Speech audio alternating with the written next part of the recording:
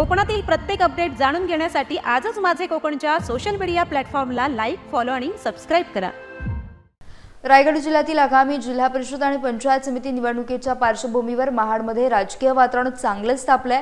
महाड विधानसभा मतदारसंघातील सर्व जागांवर शिवसेना वन मॅन शो पद्धतीने निवडणूक लढवणार असल्याची मोठी घोषणा राज्याचे मंत्री भरत गोगावले यांनी केली आहे। 5 फेब्रुवारी रोजी होणाऱ्या मतदानासाठी गोगावले यांच्या प्रमुख उपस्थितीत उमेदवारांनी आपले उमेदवारी अर्ज भव्य मिरवणुकीने दाखल केले।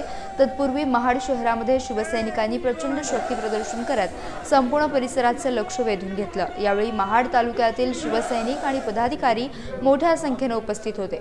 मंत्री भरत गोगावले यांनी कार्यकर्त्यांना संबोधित करत असताना विजयाचा ठाम विश्वास व्यक्त केला। या शक्ती प्रदर्शनामुळे आगामी काळात महाडमधील राजकीय समीकरणे बदलण्याची शक्यता असून विरोधकांमध्ये देखील आता चिंतेचे वातावरण पसरलंय। वातावरण हे आपल्याला समोर दिसतं ते आमचं वातावरण आहे।